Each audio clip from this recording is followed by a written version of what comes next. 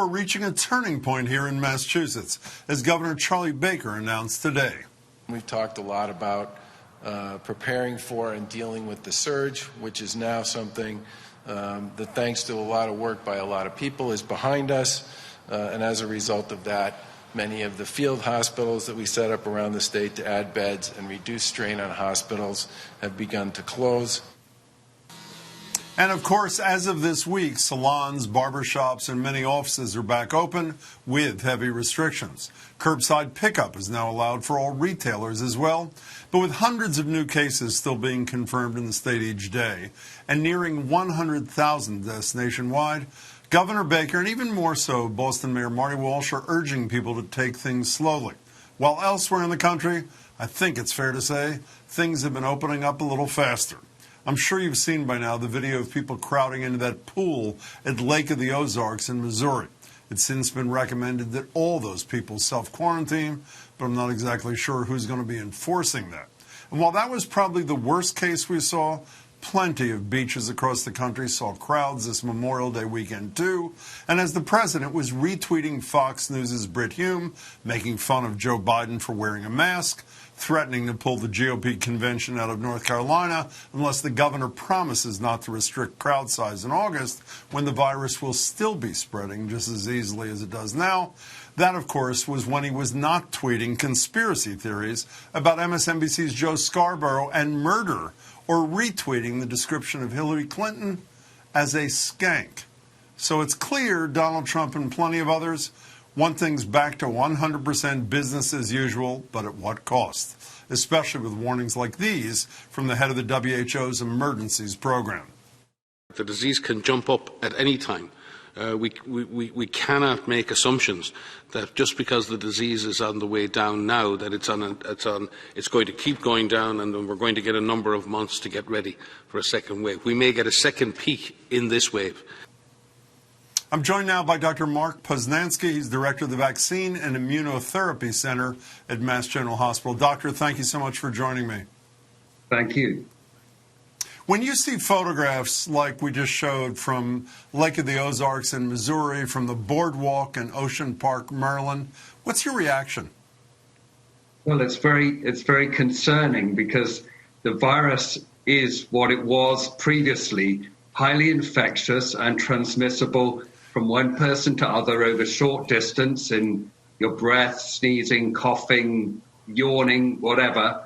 And it's still the same. So if people congregate in large numbers and they're not wearing masks and they're not social distancing, then just the basic fundamental aspect of this infectious disease means that it will be transmitted. And since we also know that people can appear to be healthy during the early part after infection and still be shedding virus, there could be some perfectly healthy appearing people in that pool who are, unbeknownst to them, spreading the virus liberally to other people who are close to them. So the fundamentals of this infectious disease have not changed. It's just that behavior has changed, that people are not observing social distancing and wearing masks in that context. Well, I have to say, you're feeding my frenzy, and I'm going to feed it a little more, if you'll permit me. Here are a couple of young people from, I believe it's called Gulf Shores, Alabama, talking about the mask issue, and they're referencing the president in the first comment. Here it is. I mean, if he's not wearing a mask, I'm not going to wear a mask. If he's not worried, I'm not worried. We're all going to get sick for something eventually. I mean, everybody's got to go somehow. You know what I mean? When it's my time to go, it's just my time to go, I guess. Oh, my God. So I know you're not a social scientist. You're a different kind. But if the pent-up desire to be outside is already expressing itself almost on steroids early on, it's just going to get worse, is it not, as the summer moves ahead? Well, it will if people don't observe these simple aspects of social distancing and mask wearing. And, of course, we are extremely fortunate to live in a free country where people can express their independent views wherever they are, whether it's on a beach or in the public town square. But the truth is, about an infectious disease, it knows no boundaries. And so a person sitting on a beach talking about their own concerns about their own health and their own fatalistic approach doesn't mean that they may not be impacting, again, unaware of it to themselves. Someone else sitting along that beach who doesn't have the same fatalistic approach and is quite determined to live and survive through this pandemic. So there's this mix of social distancing. I think the word social is right. It's in the context of other people, we distance each other, and in the context of other people, we wear masks. You left one thing out of your description. By the way, in this country, you also have a right to be stupid and cruel to other people, which is what I would describe that episode as. We're obviously being much more cautious and moving much more slowly in Massachusetts, but we are reopening. Just quickly, Doctor, I read the story this weekend about Imperial College suggesting we may be undercounting the number of infections in Massachusetts by as much as a factor of 10. And that I believe they said that if we return to 20% of pre-pandemic mobility sometime in June, we could experience deaths going up from whatever it was yesterday, 50 or some number, to as high as 500 a day. Are you buying their analysis? I think, that there's every model points to one thing or another and uses various different assumptions to make that model. And I think what we've seen so far in Boston, and I was involved with other colleagues at the Mass General and the Boston Public Department of Health, was to look at what the actual rates of infection were based on the amount of immunity in the community. And there were rates as high as 30% in Chelsea and as low as 5% in Roslindale and so forth. I think that's what are the facts on the ground are based on actual studies of how many people are infected. The projections, I think, are very closely related to how carefully we follow the leadership in this country, in the state in particular, around easing off the restraints in terms of people returning to work while maintaining the social distancing, mask wearing, hand washing, and keeping a distance from everybody else while we're in the public square. I'm going to get your thoughts on something else that you're working on with scores of others, a vaccine. Can you tell us what the status of your work is and what you perceive the timetable to be? So we're developing a vaccine at Mass General in collaboration with a company, Voltron Therapeutics. The product itself is HaloVax.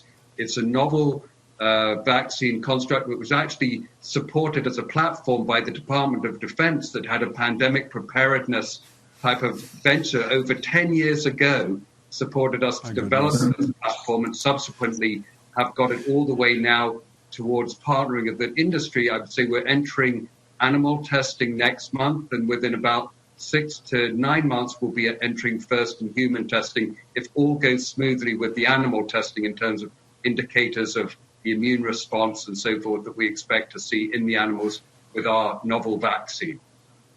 So we're well into 2021, even in the best case scenario, for it to be widely available to the people of this country. Oh, well into 2021 for sure, to even enter into the second phase of human testing, basically. So, Doctor, when we read and hear every single day about the amount of money, the amount of person power, the speed with which people like you are responsibly trying to work, there's only so much you can speed up vaccine trials and get them to the people. That's true, correct? That is true, but we have seen unprecedented speed now around companies actually dovetailing processes rather than in series, like one after the other, but in parallel. So there are companies now which are actually manufacturing large quantities of vaccine even as they're beginning trialing that vaccine. And that's an indicator of one indicator of an accelerated timeline, which I don't think we've ever seen before. Manufacturers actually manufacturing large-scale vaccines before they've gone through all the testing that's needed in humans to prove that they're safe and efficacious. It's a good move if the companies are willing to take that risk, and it is a risk that at the end of all of the testing, they actually have a vaccine that needs to be widely distributed because it's safe and effective. But nevertheless, it's good. And then the issue, of course, is who gets it and in what order. Can we just talk about something briefly that some people were hoping would happen sooner than a vaccine, particularly the President of the United States, hydroxychloroquine? WHO said yesterday, I believe, that it actually was causing more deaths than those who were suffering from the virus and not taking it. My one question for you, assuming for the moment that the president is telling the truth, and I actually am not among those who believe he is, I don't believe he has taken it. He is not taking it to treat the virus. He is taking it, he says, as a preventive measure. All this research speaks to its use as a treatment, not as a preventive issue. That's a separate one, correct? That is absolutely correct. And obviously, as we know, hydroxychloroquine is an excellent preventative agent for malaria, which is not a virus. It's a large cellular parasite.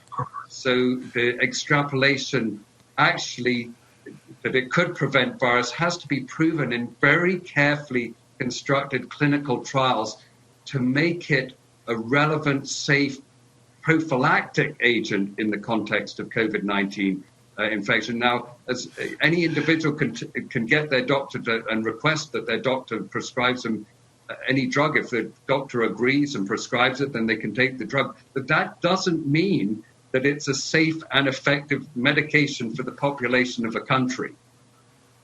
Would you have prescribed it to Donald Trump had he been your patient? That's a really tricky question. I think I would have gone over all the data that I reviewed in a recently published article that did not support its use in any way in terms of either for treatment or of COVID-19, or potentially because it had been tested in other contexts of actually preventing anything other than malaria and hasn't really borne out to be an effective preventive agent in the context of those other infections. Dr. Poznansky, thanks for your time and thanks very much for your work. I appreciate it. Thank you very much indeed.